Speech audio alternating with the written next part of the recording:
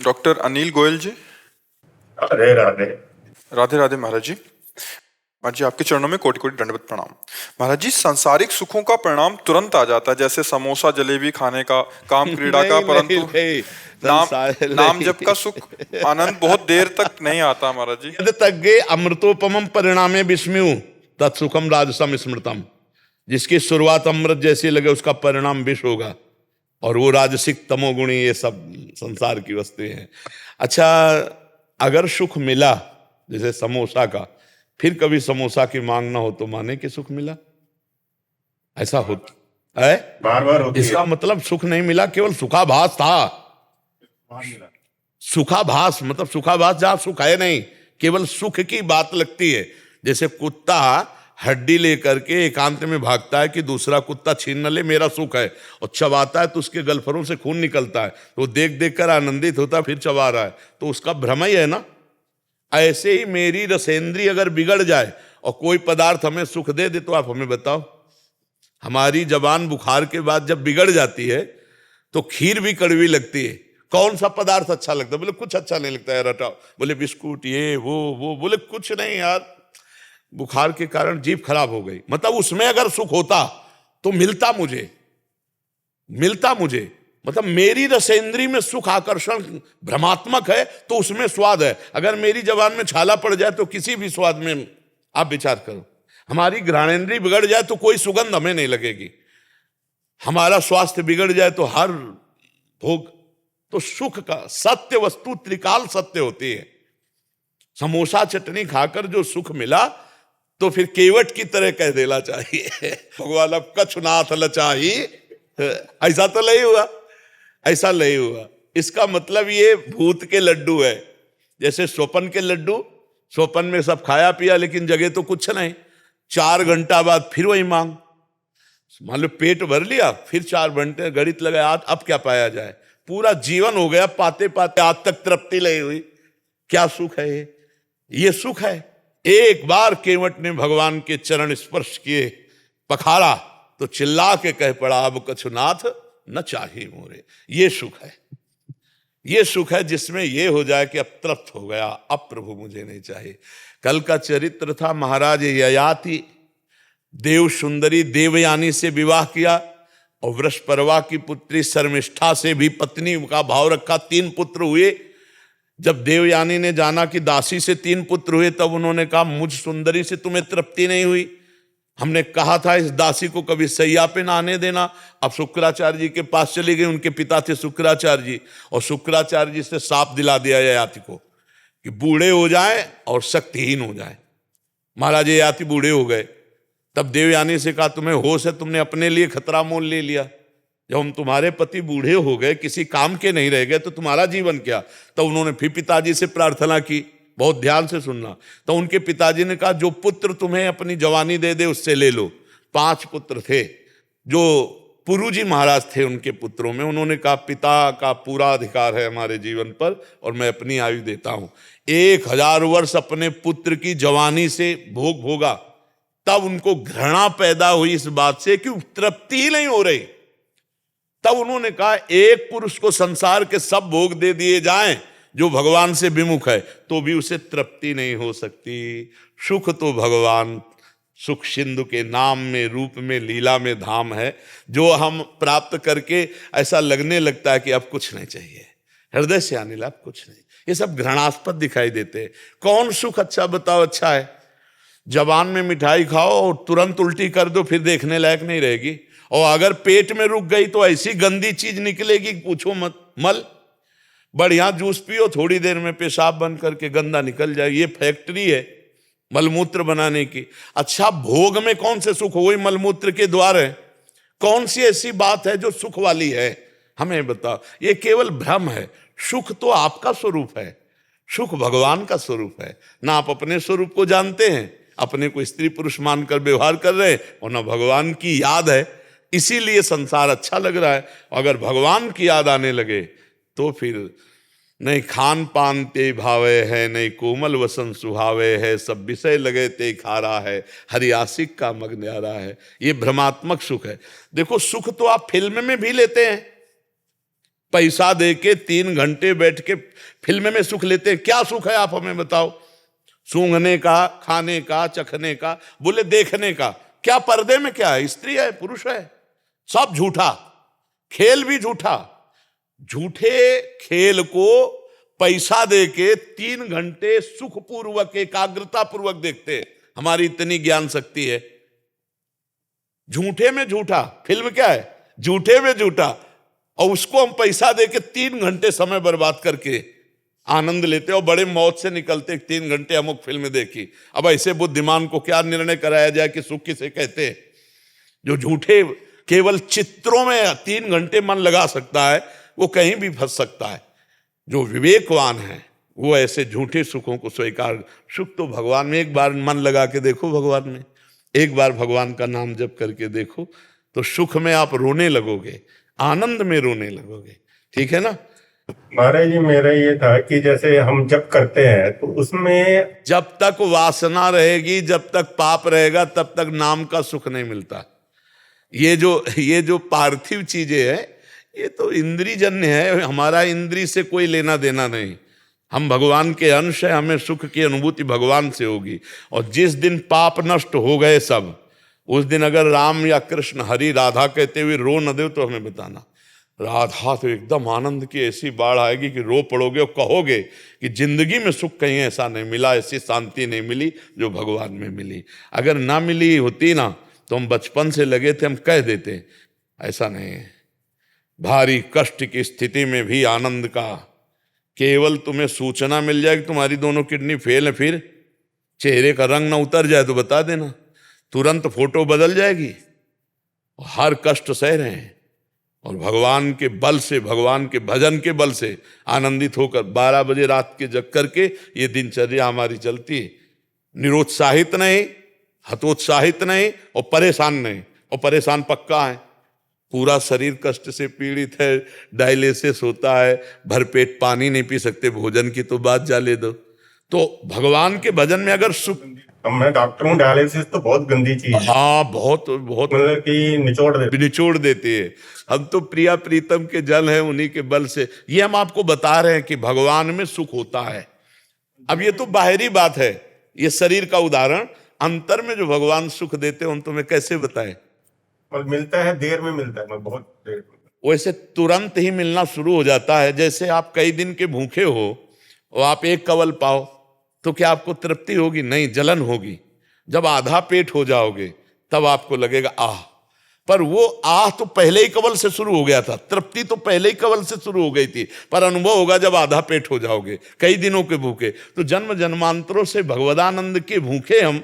अब जब हम शुरू करते हैं राधा राधा राधा, तो ना अच्छा लगता है, एक जलन सी लगती है। अब जब कम से कम 24 घंटे में 12 घंटे अधपेट राधा राधा राधा, तो देखो फिर नशा छा जाएगा, आनंद मगन हो जाओगी। और ये लोग कितनी देर टिकोगे? अब जाना है, अब कहाँ जाना है पता नहीं है। सोचो, कोई अपना नहीं है, वहाँ पैसे का दम नहीं चलता, और जो पैसे कमाए सब बैंक बैलेंस यहीं रह गया।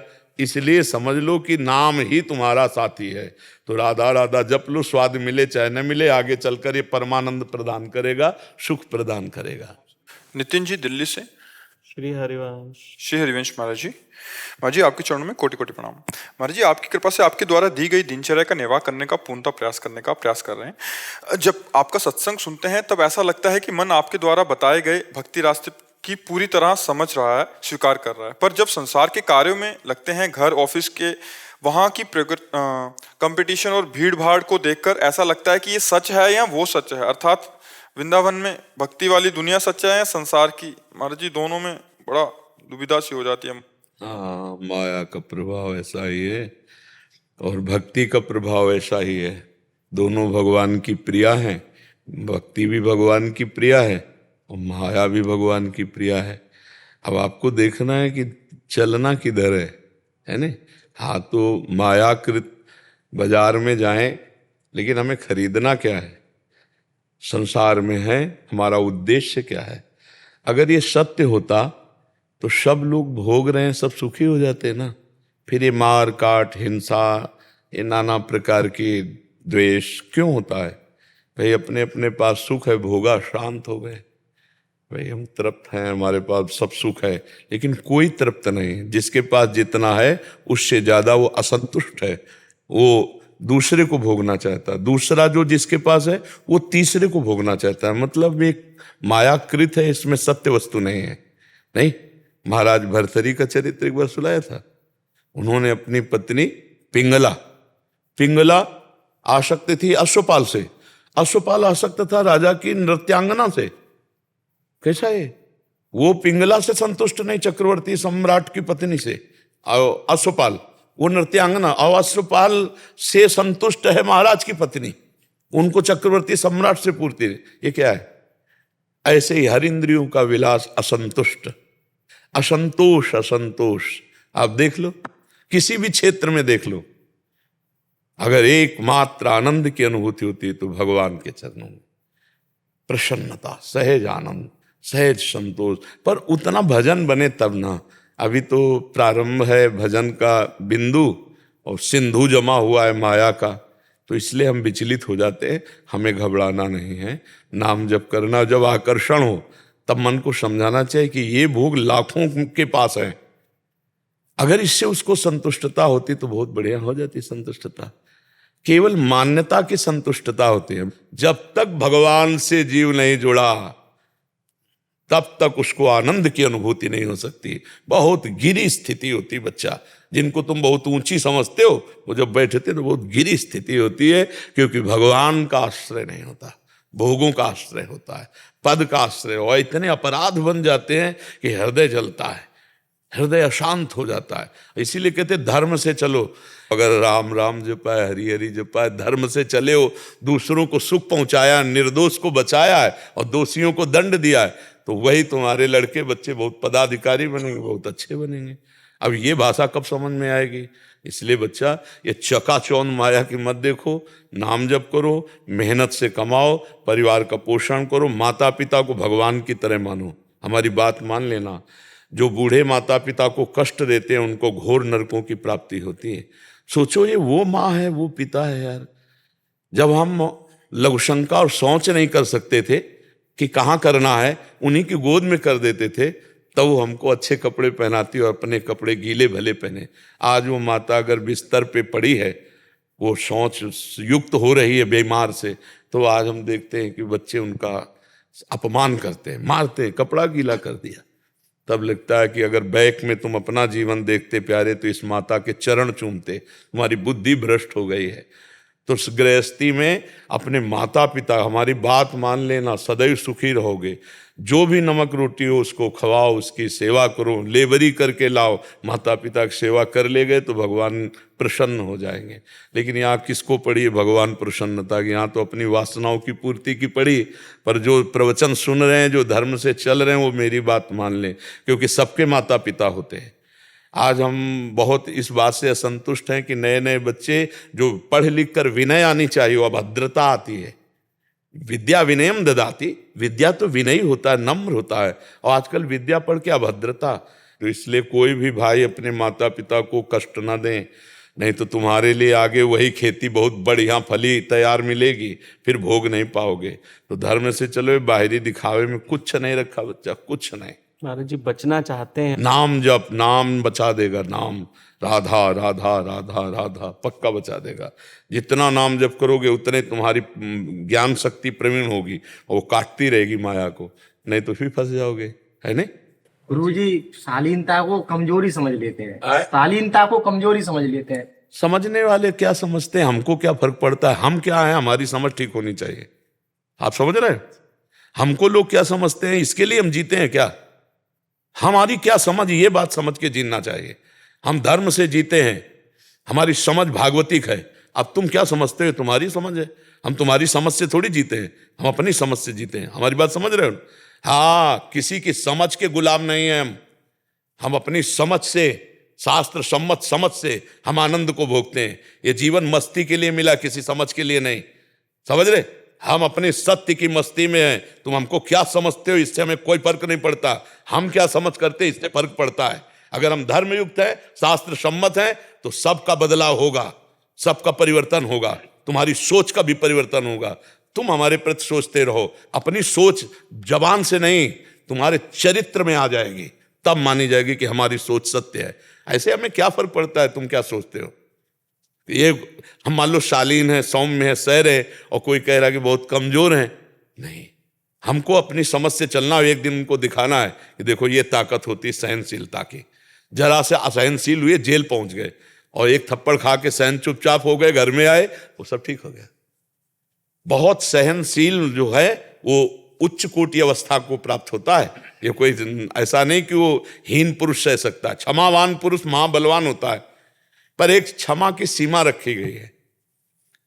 अब जैसे आप हमको अपवित्र वचन बोलें, अवहेलना करें तो हम सह लेंगे, लेकिन आप हमारे गुरु, हमारे धर्म के प्रति बोले, अब क्षमाशीलता नहीं रहेगी। आप हमारे राष्ट्र के प्रति बोले, फिर हम क्षमाशील नहीं रहेंगे। उसकी एक सीमा है।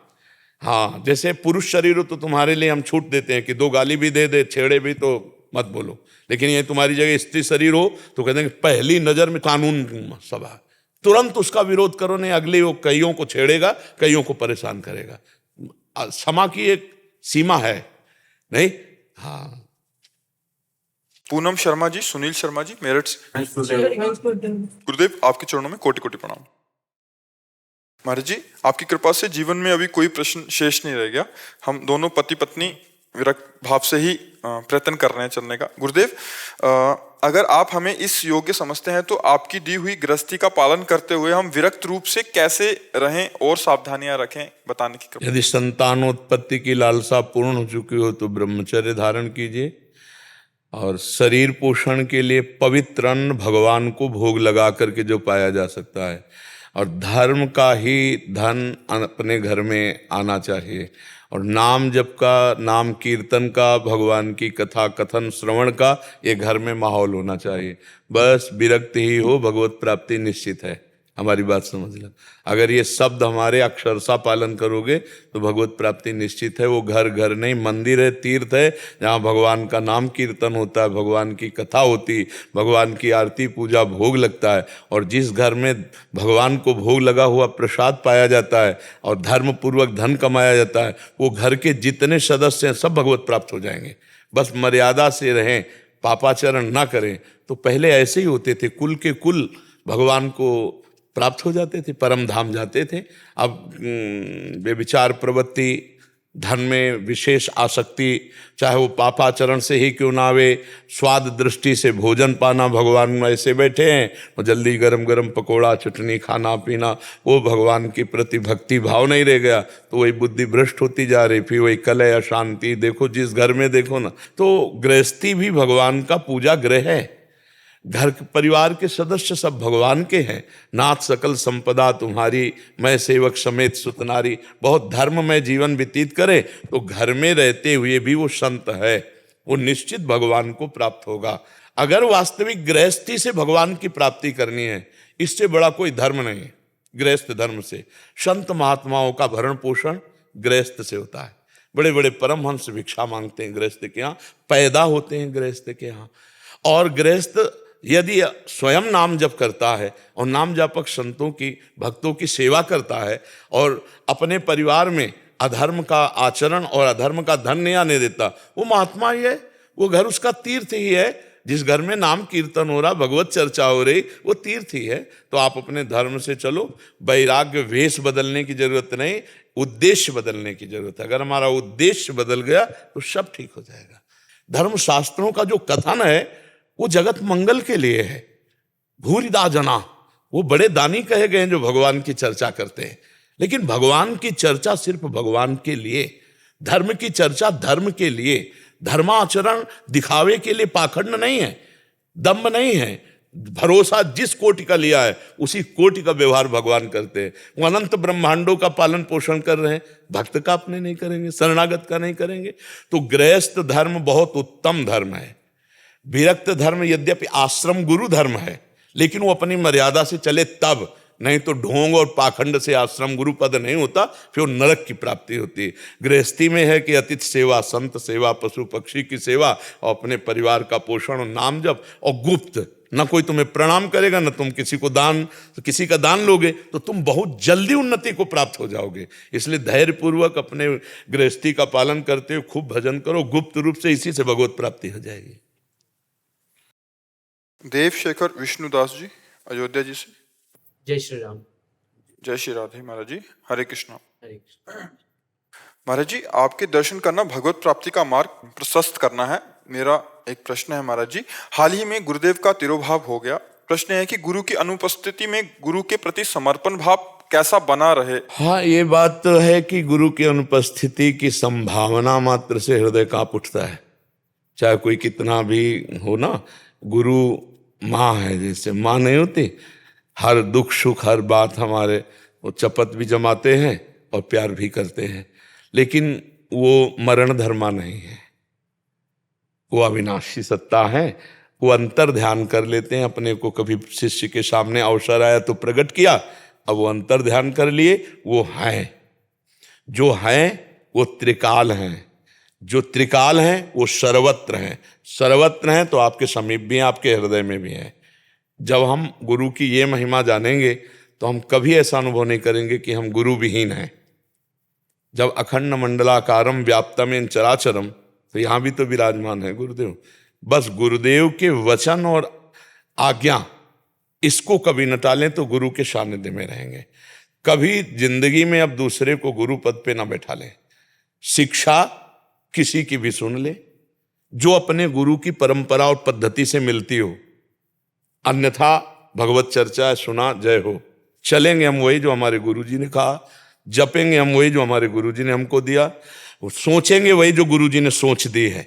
श्री कृष्ण के प्रति हमारी आंतरिक वही हमारी सोच रहेगी। बस इसी निष्ठा में रहना, तो अंत समय तक देखोगे कि आप गुरु में ही हो और गुरु आपको लिवा जाएंगे।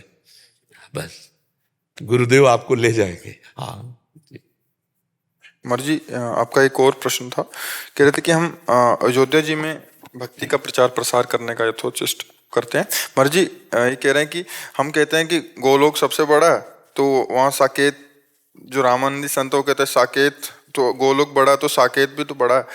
बिल्कुल बिल्कुल, इसमें आपको काटना नहीं चाहिए और आपको परेशान नहीं होना चाहिए। जो गोलोक है वही साकेत है, जो साकेत है वही गोलोक है। ये 10-20 धामों के नाम कहे जाते हैं। जो जिस भावना से भगवान को बसता है, परम धाम वही रूप प्रकाशित कर देता है। जब हम साकेत भावना करेंगे तो हमारा जो गोलोक वृंदावन धाम है वही साकेत धाम होकर सिया राम के रूप में उनको अनुभव में आएगा। जैसे हम कह रहे हैं राधा कृष्णमयी सृष्टि है, चिद चिद लक्षणम सर्वम राधा कृष्णमयम जगत, क्योंकि हमारे उपास्य देव हैं। और गोस्वामी तुलसीदास जी कह रहे हैं सिय राम मैं सब जग जानी करूं प्रणाम जोरी जुग पा। आप इसे काट सकते हैं क्या? नहीं ना। तो जो कह रहे साकेत बड़ा है, तो आपको कहना हाँ बहुत, वही बड़ा है, क्योंकि आपकी समझ में होना चाहिए कि गोलोक ही साकेत है। जब हम दो कर लेंगे तो फिर झगड़ा होने लगेगा। साकेत वाले अपने कहेंगे और गोलोक वाले अपने कहेंगे। ऐसा जैसे हमसे कोई कहे कि राम जी बड़े हैं, बिल्कुल बिल्कुल, लेकिन किससे बड़े हैं? सबसे बड़े हैं। सबसे बड़े हैं ना, तो वही तो है हमारे, जो सबसे बड़े वही तो हमारे है। उन्हें तुम राम जी कह रहे हो, हम श्याम जी कह रहे हैं, और तुम साकेत कह रहे हो, हम गोलोक कह रहे हैं। बात वही है, दो नहीं है। बस अंदर से समझ लीजिए। जैसे आपके सामने कोई आके कह रहा है कि गोलोक धाम तो, लेकिन साकेत धाम, तो आप कहना क्योंकि आपको समझना है, जान नहीं पा रहा, ये समझ नहीं पा रहा है, वही है। हाँ धन्य है, आप साकेत में लगो, सबसे बड़ा धाम है, सबसे बड़े राम जी हैं। प्रचार का मतलब क्या है? उसकी जगह उसको पुष्ट करना, अपनी जगह उसको पुष्ट करना नहीं। भक्ति प्रचारक को एक प्रवीणता चाहिए। जैसी जैसी जाय सुहाई आय सकल चरणन भजे। अब उपदेश भक्ति को कहो, जैसी विधि जाके चित रहो लयो सुमन वांछित सफल। ये प्रवीणता चाहे कि जैसे आपके पास राम भक्त आ गया तो उससे इतना आपको घुल मिल जाना है कि उसको लगे कि मेरे राम जी की कृपा हुई कि ऐसे वैष्णव का संग प्राप्त हुआ। धन्य है राम जी, मर्यादा पुरुषोत्तम भगवान राम, और धन्य है आप जो उनके दासत्व में वो प्रसन्न हो गया। और हम धन्य अपने ही प्रभु की कह रहे हैं, क्योंकि वही है। आपको अनुभव है कि वही है, दूसरे तो नहीं ना, एक के सिवा दूसरा नहीं, ये शास्त्र कहता है। बस हमको कभी झगड़े में नहीं पड़ना, गोलोक, साकेत, राम जी, श्याम जी नहीं। अब देखो, हम जैसे राम जी के उपासक हों और आपसे मिले और आप जरा भी छोटाई की बात करोगे तो आपके प्रति और आपकी वाणी के प्रति हमारी अश्रद्धा हो जाएगी। और जब आप ये कहोगे कि धन्य है आप जो श्री राम जी के ऊपर, छाती फूल गई ना, उपासक पुष्ट हुआ ना। और आप करने क्या चले थे? प्रचार ना हुआ ना, प्रचार, उन्हीं हरि का प्रचार हो गया। एक बार महाप्रभु चैतन्य देव अपने परिकर में मुरारी गुप्त, तो उनसे कहा कि हम सब कृष्णानुरागी हैं, तो आप सियाराम के अनुरागी हो, सुनो, छोड़ दो और आ जाओ कृष्णानुरागी। अब महाप्रभु की आज्ञा पर इष्ट प्रेम विकल हो गए, प्राणों पे आ गई, और महाप्रभु के चरण पकड़ लिए, बोले प्रभु आपकी आज्ञा उल्लंघन का मतलब है मृत्यु, मैं जीना नहीं चाहूंगा आपकी आज्ञा उल्लंघन। पर प्रभु मैं सियाराम जी को नहीं, गले लगा लिया और क्या कहा, यही देखना चाहते थे कि तुम्हारी सियाराम के प्रति कितनी आसक्ति है।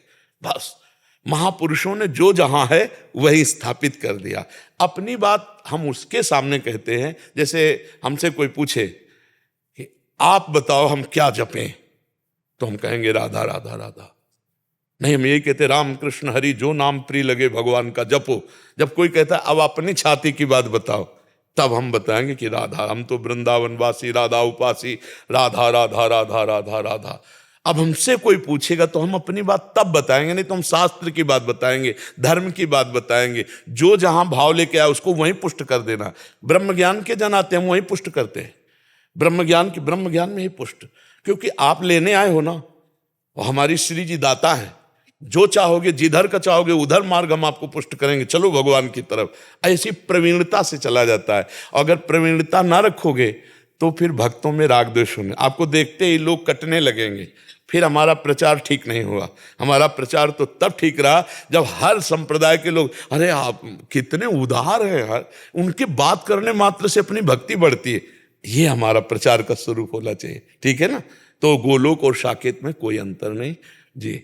महाराज जी, मेरा प्रश्न है कि जैसे हम लोग कहते हैं कि कृष्ण मर्यादा पुरुषोत्तम है और 64 गुण से परिपूर्ण है, तो जो रामानंदी संप्रदाय के आचार्यों से मिलते हैं तो वो भी 64 गुण बताते हैं भगवान के, तो ये भेद है या नहीं? 64 गुण तो बहुत छोटी बात है। अनंत गुण नहीं सुना क्या आपने? भगवान अनंत गुण संपन्न है, संपन्न है ना। तो तुम 64 कहो, 14 कहो, 16 कहो, 65 कहो, हम सब मानने के लिए तैयार है, क्योंकि वो इतने है ही नहीं है। अगर 64 सीमा होती तो असीम क्यों कहा गया उनको? अपरिमेय कहा गया ना जी, अपरिमेय। तो फिर हमको समझना है, सामने वाले को नहीं समझाना। वो बोले हाँ बढ़िया बढ़िया, हमको अपनी बात उनके दिमाग में नहीं डालनी, उनकी दिमाग की बात राइट करके अपने दिमाग की बात बचाए रखना है कि वो अनंत महिमाशाली, सीमा में नापा नहीं जा सकता। गुणों की सीमा नाप ली तो तुम भगवान को कैसे, अजित को कैसे जीत पाओगे? नहीं, वो अथाह समुद्र है गुणों का, है कि नहीं। अनंत गुण ऐश्वर्य संपन्न भगवान, ज्ञान अनंत, वैराग्य अनंत, ऐश्वर्य अनंत, माधुर्य अनंत, महिमा अनंत, तो हम उसकी सीमा में कैसे बांध सकते हैं? भगवान अनंत गुणों के हैं, महापुरुषों ने 64 पकड़ पाए। बात समझना, जैसे समुद्र में डुबकी लगाई 64 पकड़ पाए रत्न, तो इतने नहीं, वो तो रत्नागार है, जितना पकड़ पाओ, जितना पकड़। अनंत गुण संपन्न भगवान है, उनका एक नाम अनंत है। तो बस फिर हमको समझता, प्रवीणता भक्ति की तभी बचाए रखेंगे जब हम नाम निरंतर जब करते हुए अपने प्रभु से जुड़े रहेंगे। तो अंदर वो फेंकते रहते ज्ञान की वृत्तियां, वो कहीं फंसने नहीं देती, और बराबर काटते हुए सबका मंगल करते हुए निकल जाता है भक्त, कहीं फंसता नहीं। ये जो लड़ाई झगड़ा होता है ना संप्रदायवाद का, ये भगत नहीं है। भगत में लड़ाई झगड़ा निंदा स्तुति नहीं, भगत तो तृणादपि सुनीचेन तरोरियु सहिष्णुना अमानिना मान देन कीर्तनीय। बोलो इसमें कहाँ झगड़ा है? जब हम तृण से नीच हैं तो हमको कोई पाखंडी नीच कहे तो हम तो माने हुए हैं अपने को, तो झगड़ा करने की तो कोई जरूरत नहीं। तृणते नीच अपने को माने हुए हैं, अमानिना मान देन, झगड़ा खत्म। झगड़ा है नहीं, असंतुष्टता है ही नहीं कहीं। जहां ये सब कुछ विद्वता की बातें होती हैं और हृदय में भक्ति संबंधी जुड़ाव कम होता है, वहां झगड़ा हो जाता है। नहीं तो जो आप बोल रहे हो वो परिपूर्ण है, क्योंकि अनंत समुद्र की जितनी तरंगें तुम पकड़ पाए उतनी बोल रहे हो, वो इतना नहीं है, वो अथाह अगाध समुद्र है नहीं? महाराज दंडो जय हो भगवत पार्षद। आज गिरिराज जी का अभिषेक भी किया था, हमारे गिरिराज जी प्रसाद भी भेज दिए।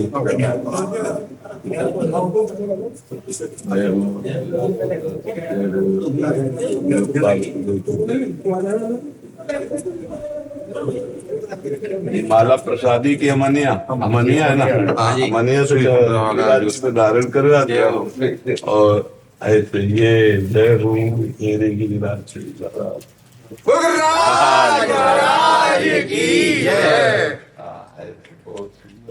और लाओ सब ब्रजवासियों को दुपट्टा पहना, ग्वाल मंडली ठाकुर जी नंद के लाला की जय, बोल श्री राधे। बाबा या चौखट पे ब्रजवासी इनका दिल खो गया और प्रेमानंद बाबा हमारा हो गया, प्रेमानंद बाबा हमारा हो गया। नंदगांव के सर्कल के उनको भी पहनाओ दुपट्टा। ये सब ठाकुर जी के हमारे जन है, हमारे घर के रिश्तेदार। प्रिया प्रीतम के आप सब हैं, प्रिया प्रीतम के रिश्तेदार तो है, जीजाऊ लगे। गिरिराज जी को और नंदलाला को एक संग मिलन भयो, एक ही है, अलग रूप अनेकों। श्री कृष्ण रूप ही गिरिराज जी है। जिस समय नंद बाबा भोग लगाए ना, तो लाला भोग लगाने में भी था और भोग पाने में भी लाला था। एक रूप से बजाता है, दूसरा रहे बजाओ सहस्त्र बजा फैलाए के और मांग मांग के खाए। बाबा तोते तो ऐसी प्रीत लग गई है कि जब तक सुबह के दर्शन ना होवे ना, दिन बढ़िया ना जावे। आप ब्रजवासियों का अपनापन यही है। हमारे प्रिया प्रीतम प्रसन्न कैसे पता चलता है? आप ब्रजवासियों से पता चल। जब नंदगांव बरसाना गिरिराज के ब्रजवासी कहते हैं बाबा जी मेरो, तो मुझे लगता है प्रिया प्रीतम बोल रहे हैं इनके मुख से मेरा।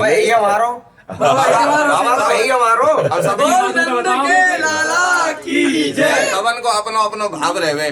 अब कोई कछु तरीका दिखावे, कोई कछु तरीका दे। अब हम तो ब्रजवासी हैं बाबा, हमारा तो ये कई भाव है तुम्हारे कार्य। तुमसे मिलना, बातें करना बड़ा अच्छा लगता है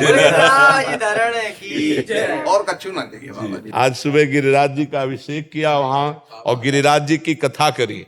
गिरिराज जी का आना, गिरिराज जी के तीर्थों का अवगाहन, गिरिराज जी की महिमा, और फिर गिरिराज जी को यहाँ विराजमान। क्योंकि गिरिराज जी और प्रिया प्रीतम ये सब एक ही हैं, वही खेल हैं, वही खिलाड़ी हैं और वही खेलने की सामग्री हैं। यहाँ दूसरा कुछ प्रवेश नहीं। ब्रज में सब प्रेम स्वरूप है, सब भगवत स्वरूप। यहाँ के खग मृग पशु पंछी लता तरु सब भगवत स्वरूप हैं, सब श्री कृष्णाकार हैं।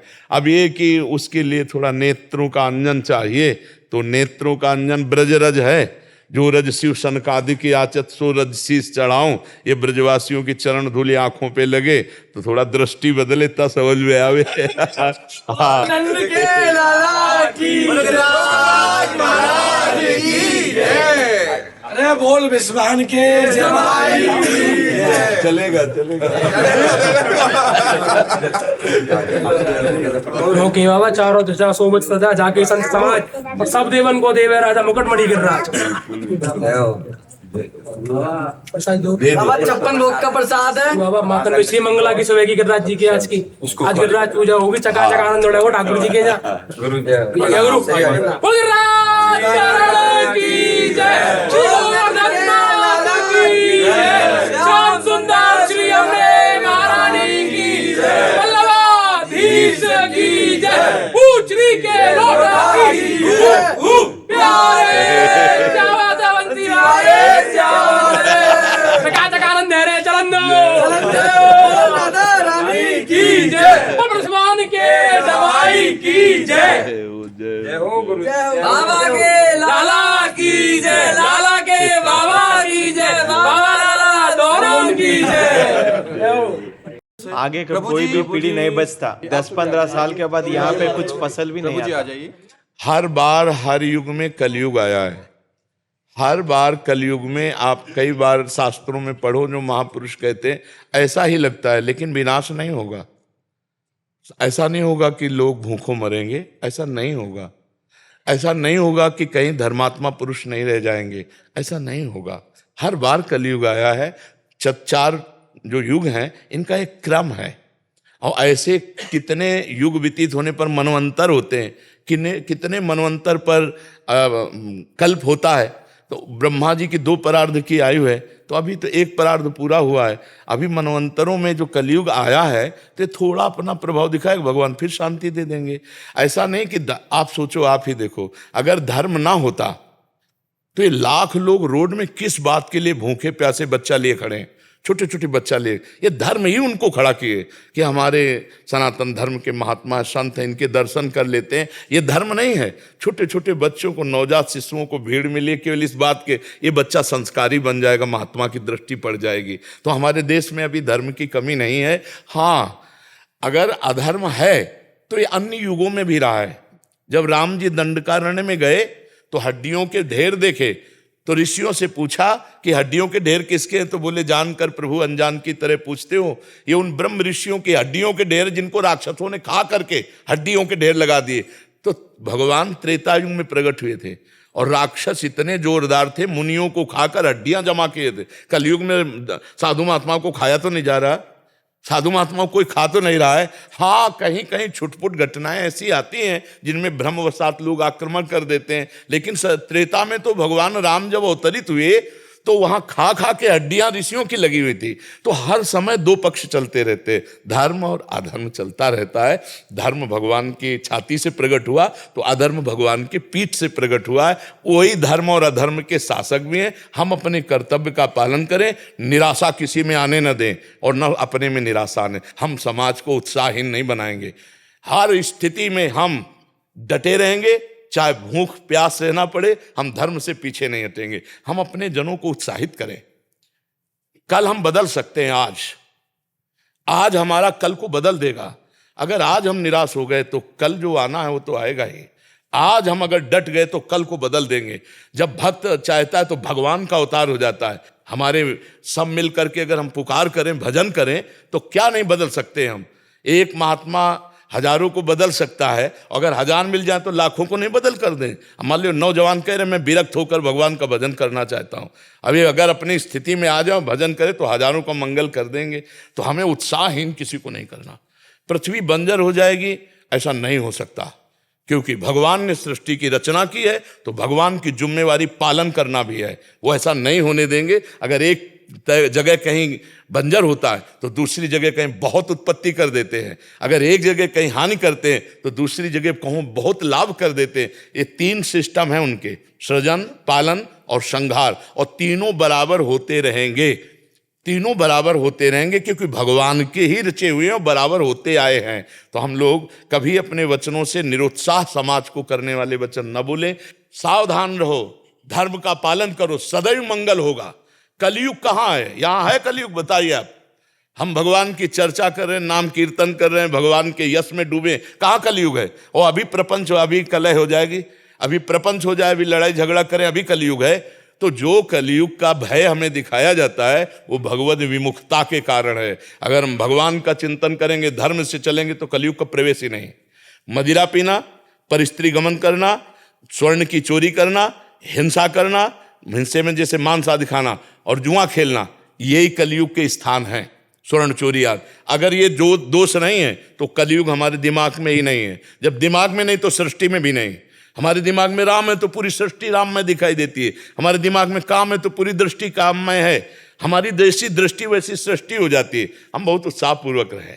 हम भगवान के अंश हैं, जिससे मिले उसको ऐसे बलपूर्वक भर दें कि ताल ठोकर माया को परास्त करने की सोचे, निराश होने की नहीं, भयभीत होने की नहीं, हताश होने की नहीं। देवराज जी, श्री हरिवंश महाराज जी, आपके चरणों में कोटि कोटि प्रणाम। महाराज जी, मेरा प्रश्न है कि जो साधक आपकी कृपा से विरक्त मार्ग पर चलकर भगवत प्राप्ति करना चाहता है, महाराज जी, उनमें से एक तो ऐसे हैं जो निरंतर आपके शासन में रहकर भगवान का अखंड भजन कर रहे हैं, और महाराज जी दूसरे वो हैं जिनके ऊपर आपकी कृपा तो है परंतु वो वृंदावन से बाहर रहकर भगवान का भजन कर रहे हैं, जिनका कभी कभी वृंदावन आना होता है। महाराज जी दोनों साधकों के भजन में कोई अंतर होगा ऐसा? जो नजदीक रह रहे हैं, आज्ञा पालन कर रहे हैं, जैसी गति उनकी होगी वैसी गति लाख कोस दूर से रह के आज्ञा पालन वाले की भी होगी। पर आज्ञा पर तत्पर रहे, जो निषेध किया गया वो ना करे और जो कहा गया है वो करे। तो कहो सो कहाँ, जहाँ प्रभु नहीं, तो जहाँ प्रभु है वहीं गुरु है, वहीं सब महात्माओं की कृपा है। बस हम उसको आज्ञा को पालन करने में अपने जीवनी शक्ति को लगा दें। मनमानी आचरण हमारे पास रह करके करे तो क्या है, हमारे पास रह के मनमानी आचरण करे तो भगवत प्राप्त हो जाएगा क्या? खास बात आचरण की है। आचरण अगर पवित्र नहीं है, आज्ञा का पालन नहीं है, भजन साधन नहीं है तो पाखंड है, नाटक है, दम्भ है और लाखों कोस दूर है। आज्ञा का पालन कर रहा है, धर्म से चल रहा है तो उस पर कृपा पूरी भगवान की होगी। भगवान की कृपा पक्षपात नहीं देखती, सब पर मोर बराबर दाया। उसे पान कर ले तो कर ले, नहीं बह गई तो वही पान करता है। आज्ञा शब्द सुसाहिब सेवा, जो आज्ञा का पालन करता है वही भगवत कृपा पात्र बन जाता है, वही आनंद को प्राप्त होता है। यहाँ नजदीकी दूरी तो सांसारिक बात है बच्चा, सब हमारे समीप थोड़ी रहते हैं। जो समीप भी रहते हैं तो सब समय थोड़ी रहते हैं। एक समय है, सेवा का खान पान की व्यवस्था कर दी, दवा औषधि की व्यवस्था कर दी, इसके बाद बाहर इतना ही समय हमारा सुबह से 2 बजे से वहाँ से जो रोड में उतरे और 9:30 बजे तक, बस इतना समय है। इसके बाद खत्म। फिर ये लोग भी हमसे बात नहीं करेंगे, फिर कल बात करेंगे हमसे। हमारी एक दिनचर्या, हमारा एक समय। तो नहीं हुए ना साथ, साथ तो तब माना जाएगा जब हर समय हमारे साथ रहो। तो हमारे हर समय साथ कैसे रह सकते हो? हमारी आज्ञा का पालन करने पर। तो आप देखोगे आपके खोपड़ी में ही वो बैठे रहेंगे जिनका साथ आप करना चाहते हैं। हर समय आपके बाबा ने बोला है, बाबा ने कहा नहीं करना है ना बाबा, साथ वो दिमाग में चल रहा है, वो जीत जाएगा माया पे। महाराज हम विरक्त मार्ग पे चल के भगवत प्राप्ति करने की बहुत अंदर में प्रबल इच्छा हमारे। हाँ इच्छा तो है, लेकिन है बहुत कठिन बच्चा। हम इसमें बस एक बात का नियम ले ले कि जिंदगी में किसी माता बहन या पुरुष की तरफ हम काम भाव से नहीं देखेंगे।